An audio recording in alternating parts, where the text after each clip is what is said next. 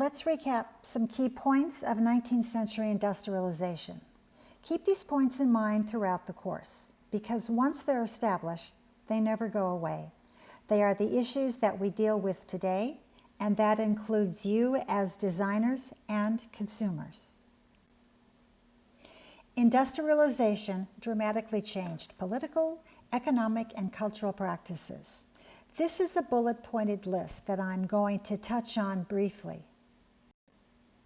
We're not going to focus on politics that much, but generally, voting rights increased and spread in industrialized countries.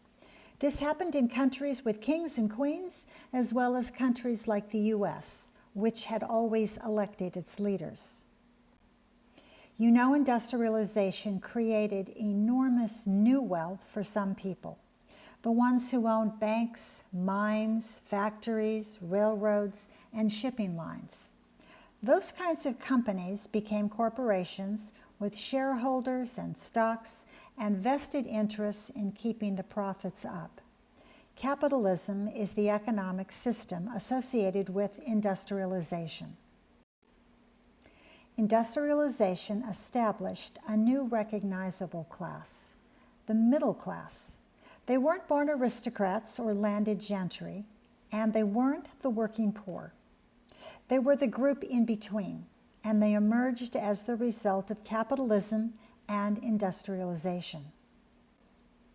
You can think of them generally as people who earned their money in business, sometimes referred to as white-collar workers because they didn't do any hard manual labor.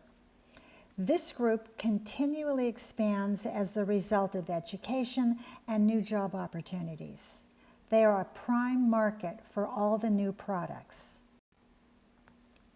You also know that industrialization caused a lot of serious poverty, nearly all of it in the working classes.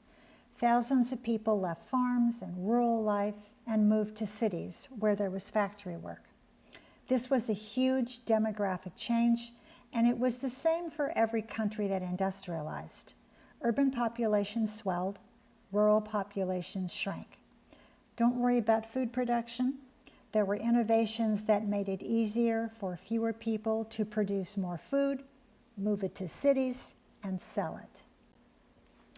City life for the working poor was tough. Families were crammed into small apartments with bad sanitation. Living in the city meant they couldn't grow their own food anymore or make their own goods. They had to buy everything, and that meant everyone had to work, and most of the work was in factories.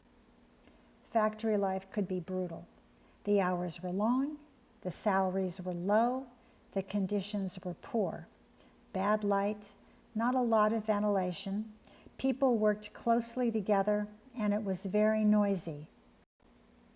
Working with machines could be dangerous. Accidents happened all the time, and no one had health insurance. Children as young as 5 and 6 often worked in factories. Lots of children never went to school, and that cycle of poor jobs and poor wages just continued. Cities were crowded and dirty. Air pollution was bad because coal was burned to produce steam power and heat homes. Coal produced soot, smoke, and dust. There was more urban crime, alcoholism, prostitution, and illness. It was very visible in the cities where the poor lived in crowded slum areas. On the other hand, people were excited over new styles and products that were cheaper, readily available, and fashionable. Industrialization meant more choices, and people could own more things. More clothes, more furniture, more china, more cookware. Lots of new shops opened, and the first department stores were opened in London and Paris. You have all heard the cliche, you can't put the genie back into the bottle. That is especially true when it came to industrialization and all the changes it unlocked. None of us want to go back to using flip phones when we can have smartphones. We may complain about too many products, poorly made or useless products, and overconsumption, But it's hard to imagine going into a store and having only 3 choices in jeans or tennis shoes or anything. Not to mention the employment issues. What would you all do for jobs if people didn't want or need more of everything? By mid-19th century, there were people in England raising concerns about manufactured goods, about their quality, their style, and about the conditions in which they were being made.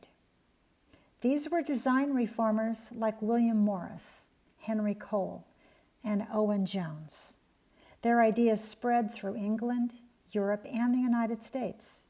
They influenced the development of modern styles and approaches, and they continue to influence designers today.